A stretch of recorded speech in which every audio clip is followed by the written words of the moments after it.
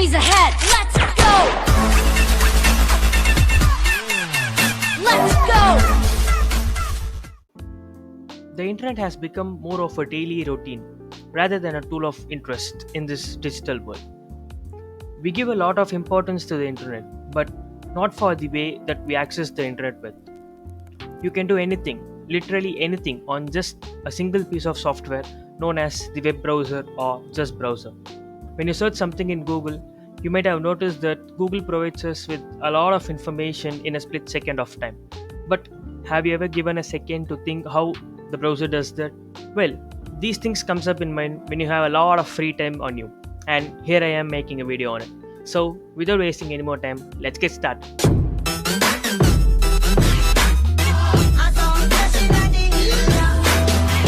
The web browser is the heart of how we experience the internet.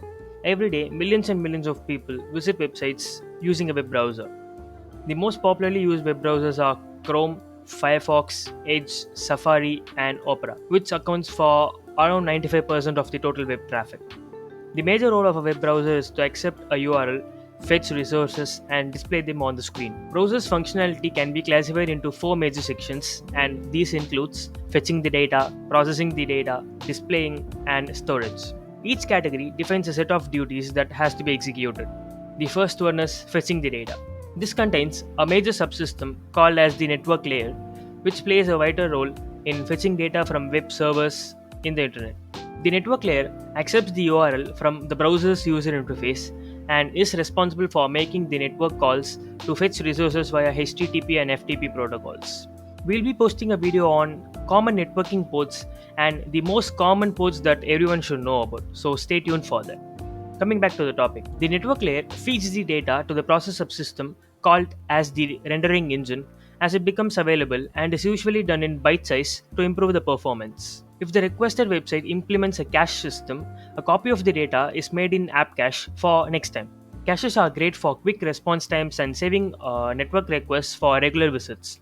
The browser initially looks for any cache availability on the local memory of the requested URL. Otherwise, the network layer creates an HTTP packet with the domain name for requesting a web resource over the internet.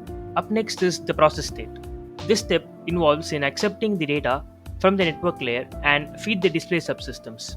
Render engines, JS engines, UI backends are part of this process. Now let's talk about rendering engines. The rendering engine processes data from the network layer and displays the web content on the screen. By default, it can process HTML, XML, and image files. However, it can be extended to accommodate various data types using extensions. Many render engines are available and are usually written in C++. Chrome and Opera both uses a render engine called as Blink. Firefox uses Gecko. Edge uses the same render engine as Chrome but with some enhancements developed by Google. Safari uses a render engine named WebKit. With the help of render engines, web resources are parsed. For example, a HTML parser converts a HTML template into an object called as the DOM tree.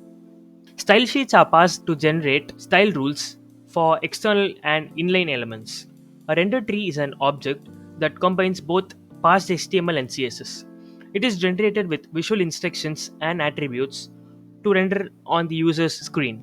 Once the tree is generated or constructed, it undergoes layout and painting process and the output is displayed on the screen. The layout process includes calculating dimensions and exact coordinates where each element should appear on the display. The painting process includes filling the layout with style attributes like color, background, and other CSS objects. The rendering engine processes data in chunks and displays the content as soon as possible. It will not wait until the whole document undergoes layout and painting process. Now let's talk about JavaScript engine. This is the subsystem for parsing JavaScript code to machine code and then executing it. These JS engines can be standard interpreters or just-in-time compilers. One of the most popular engine is the Google's V8 engine and it is written in C++. Now let us see different engines used by different browsers. Chrome uses the V8 engine from Google, Safari uses JavaScript Core, Firefox uses SpiderMonkey, and Edge uses Chakra. These engines includes two components, the memory heap and the call stack. Memory heap is where the memory is allocated for variables, functions, and other JavaScript elements. The call stack is simply a queue of stack frames or sequential steps that are executed by the browser. JavaScript is a single threaded process, and each entry or execution step is a stack frame. These engines have several internal threads to perform various tasks, which includes fetching, compiling, and executing the code, profiling thread to analyze functions, optimizing the execution process, and garbage collection.